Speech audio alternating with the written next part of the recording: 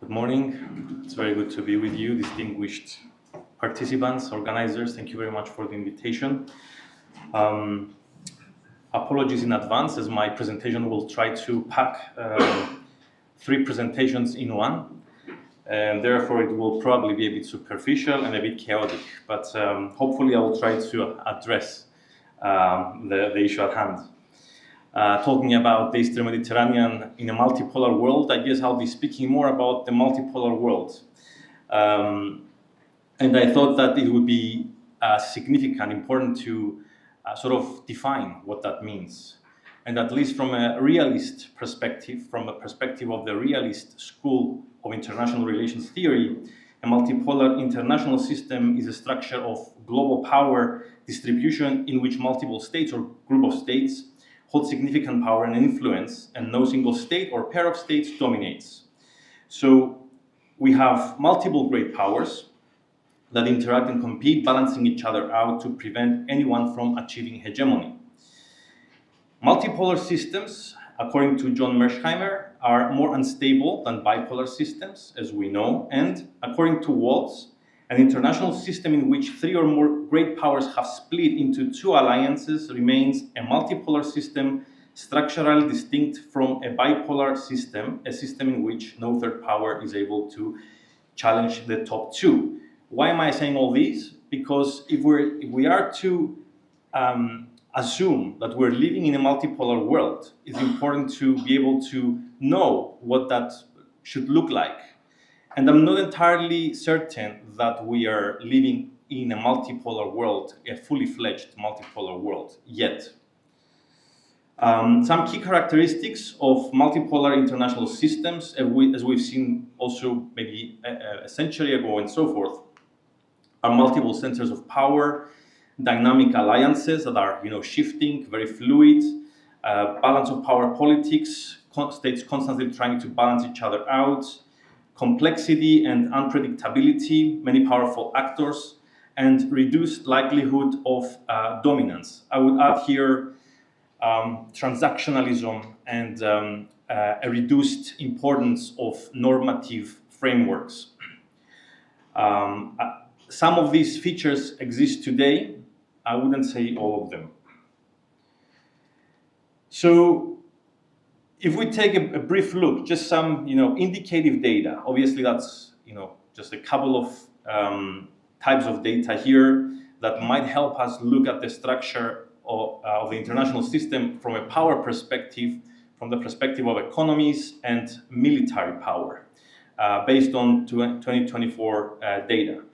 This demonstrates that we have two superpowers, among many other great powers, obviously, that have an aggregate power that is much more than all the rest. So you will see a huge discrepancy, a huge gap rather, between the second and the third powers, especially in terms of economy. And you will see, between Russia and China, there is small difference in military power, but I don't think that's really the case given the position that Russia finds itself in at this point in time. So I do think that China is potentially more powerful militarily than Russia as well. So what we have is two superpowers, basically, trying to navigate an increasingly multipolar world.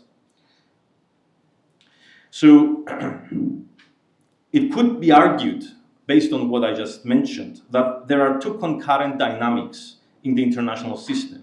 On the one hand, we have the diffusion of power from the west to the east and south, and therefore the distancing from the unipolar or non-polar structure of the international system as was described, let's say, 15, 20 years ago. One could potentially speak of a unimultipolar international system, as some literature has described, but I believe the data and realities on the ground cannot support such an argument. On the other hand, we clearly have two great powers. Whether they are still superpowers is a question. I think they are at the top of the power distribution, not least with great distance from the rest, as I said before, including Russia, which we tend to see as a superpower, but in reality, it's not of the same magnitude as the US or China. This is important because the significance of a pole is not defined by a single capability or power component. The aggregate power, for example, sectors like the economy, military, resources, technology, demography, and so on, should be taken into account altogether. I would therefore make the case that we're currently living in a multipolar bipolar international system where both sort of trends or dynamics coexist, and we haven't still settled in what the international order and the structure of the international system of the day after will look like. We're in a transitional phase, and states are trying to navigate and also claim their place in the international system. So whether we do live in a multipolar, bipolar, or multipolar world, or any other sort of international system structure, there should be no doubt that the transition away from unipolarity, which I would say, ran from 1991 after the Cold War and maybe the late 2000s, has had significant implications for global and regional geopolitics.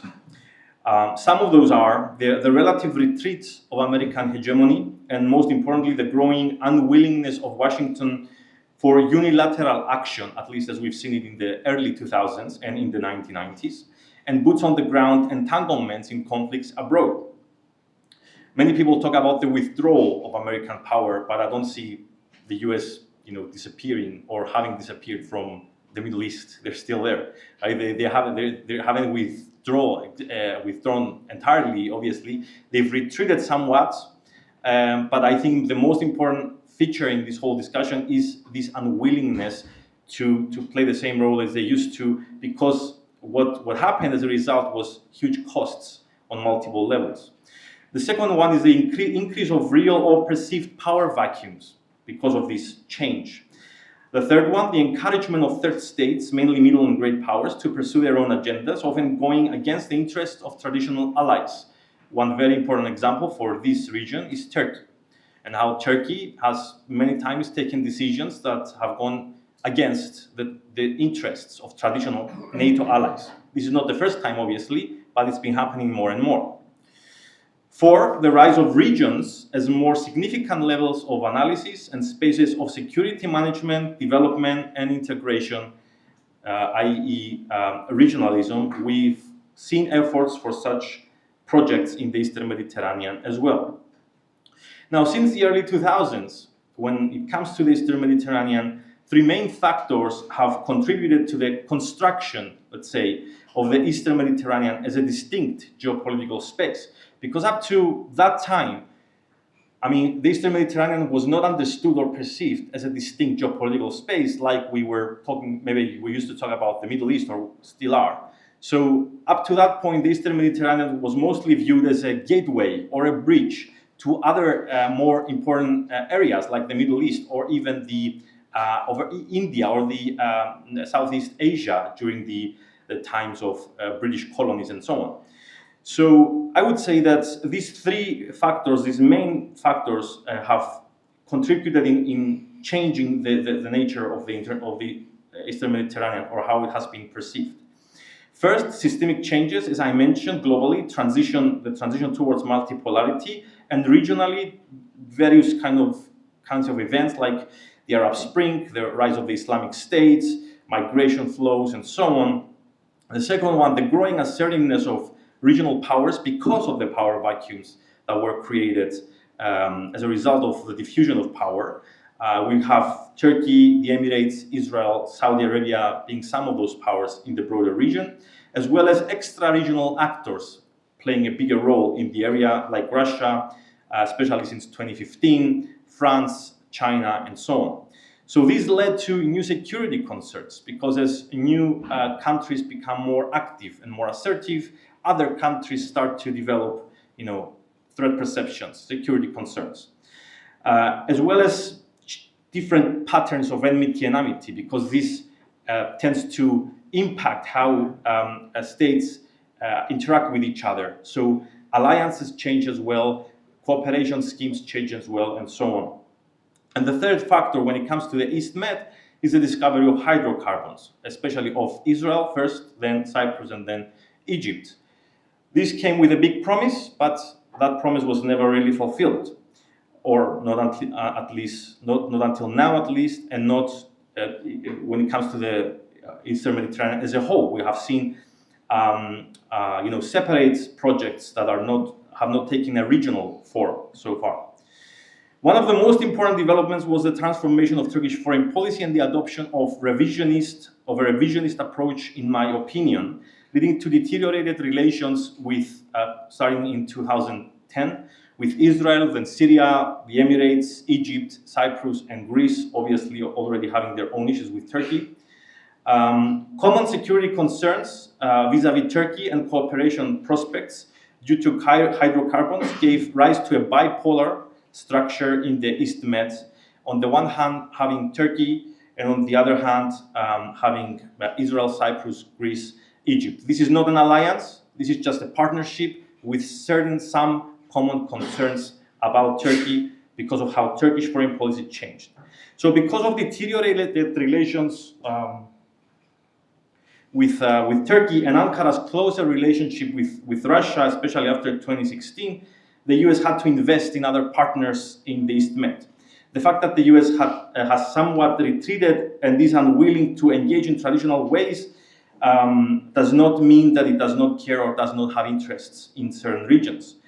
The broader area of the East Med has been one of the regions that Washington is attempting to an offshore balancing strategy. So finding partners in the area to share the weight of accomplishing their objectives.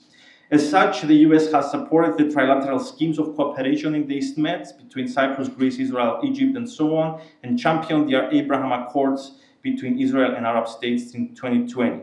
And it has done so to deal with the malign influences, according to the national security strategy of the US, of China, Russia, and Iran, among others.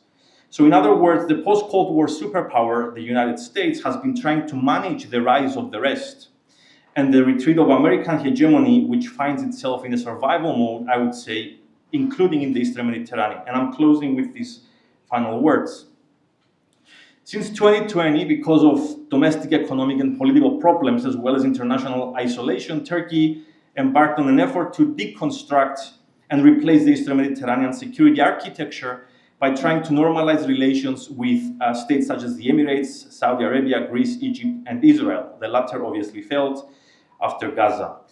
So because of the conflict-producing dynamics of multipolar-like realities, regional and global hotspots have been consuming most of the energy, both of the US and international society, especially we're talking about hotspots like Ukraine, Gaza, Syria, India, Pakistan, and so on.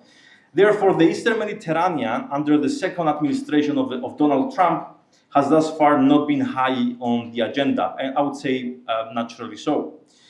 The web of developments in the area is very complex, and the future of regional relations depends largely on the outcome of certain conflicts, particularly Gaza and Syria, as these affect Israel-Syria, Israel-Arab worlds, Israel-Turkey relations, and beyond. In this context, just a small note, the Cyprus problem and the Greek-Turkish dispute might have to wait, as other much more important conflicts still go on. Thank you very much for your patience.